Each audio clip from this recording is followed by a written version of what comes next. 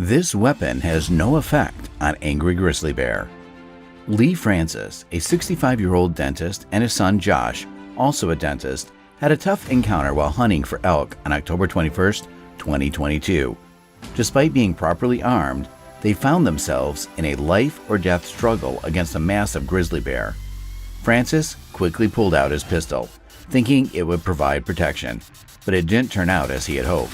Sometimes the outcome is in our favor, other times it is not. I've been posting lots of interesting and informative videos about bear attacks on my channel. If you're interested in learning more about this subject, please subscribe to my channel. Contrary to what one might assume, Lee Francis and his son Josh were highly experienced hunters.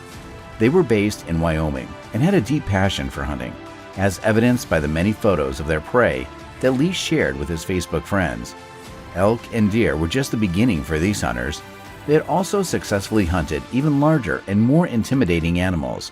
One photo on Lee's Facebook page shows him smiling with a massive dead grizzly bear in the background, a testament to his hunting skills. Given their extensive hunting experience and the thrill they derived from it, Lee Francis and his son set out on their elk hunting trip with confidence. They had taken all necessary precautions and were well prepared to face any potential dangers. In fact, the Francis duo had faced similarly perilous situations in the past. Only a month prior, in September, they encountered not one, but two bears during a hunting trip who were curious or possibly even considering them as potential food. On a bow hunting trip, Lee Francis and his son Josh came across a bear.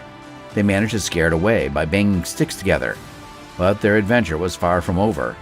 Just as they thought they were safe, they were surprised to see another bear approaching them. The 65-year-old and his son were on high alert, ready to defend themselves. During this encounter, the animal entered their camp and frightened the horses. The two close calls were enough to make Francis realize he needed to take additional safety precautions. While he trusted his bow, he understood that a pistol would be a more effective defense in the event of a bear attack. As a result, he decided to purchase a handgun and began carrying it while hunting. Francis felt more secure with the added protection of a handgun, and it was understandable why. On October 21, 2022, Lee and his son chose the Rock Creek area in Sublette County, Wyoming, as their hunting ground.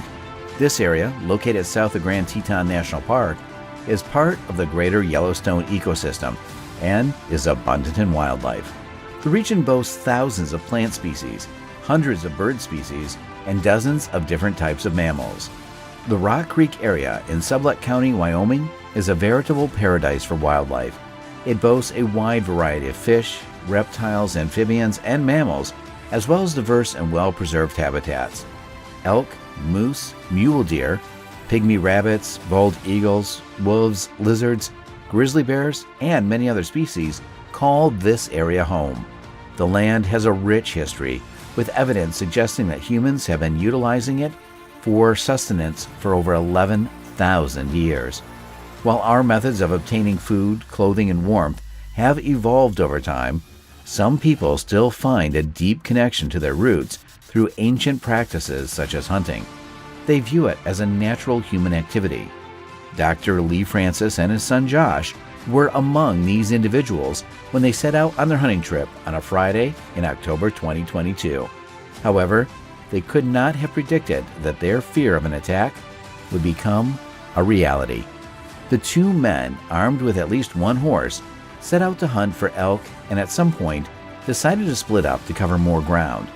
But they were not too far from each other. That evening, Dr. Lee Francis, a 65-year-old dentist, was walking, focused on finding suitable animals, when he accidentally stumbled upon a cave. Unfortunately, by the time he realized his mistake, the terrifying events of the evening had already begun.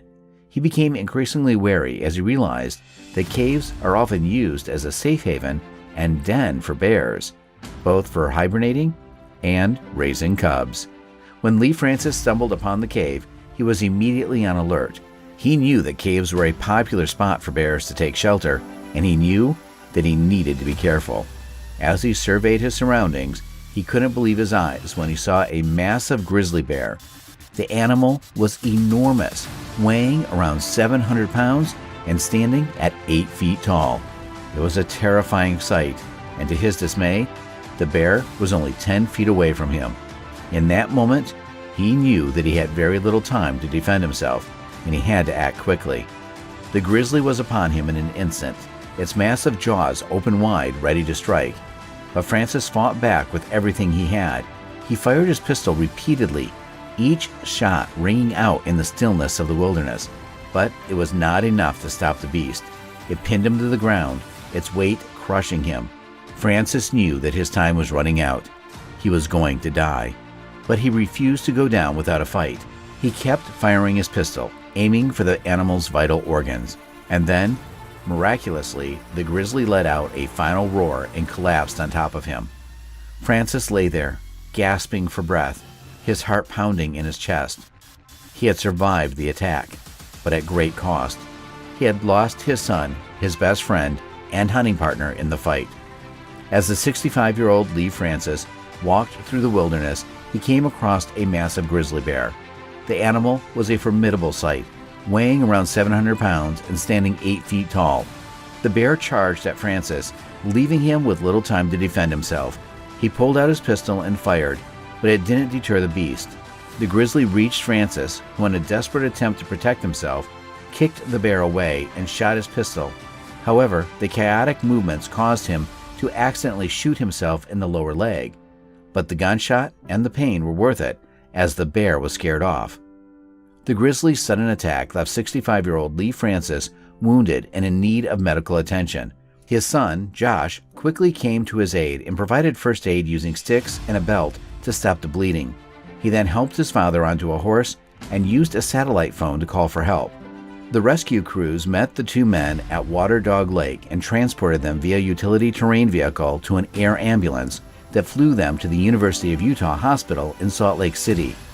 After being attacked by a large grizzly bear, Lee Francis was in need of medical attention. His son Josh provided first aid and used a satellite phone to call for help. They were eventually rescued and flown to a hospital in Salt Lake City, where Lee underwent 2 surgeries on his leg. Despite the heavy snowfall, wildlife officials plan to continue their search for the bear the following Monday. Reflecting on his terrifying experience, Lee stated that he had encountered big bears in the past, but being charged by one was a completely different experience. Lee Francis, a 65-year-old man who had been on a hunting trip with his son in October 2022, had a terrifying encounter with a massive grizzly bear. Despite his experience around big bears in the past, he found himself in a whole new level of fear when the animal charged at him. The hunter was able to defend himself with his pistol, but not before the bear had already made contact with him. The incident left him with physical injuries that required surgery, as well as mental scars that he knew would take time to heal. In an interview with reporters, Francis shared his thoughts on the experience and offered advice to others who may find themselves in similar situations. He emphasized the importance of always carrying bear protection and being aware of one's surroundings, as attacks can happen very quickly. He also acknowledged that the traumatic event may haunt him in the future, with the possibility of having nightmares the next time he's out in the mountains.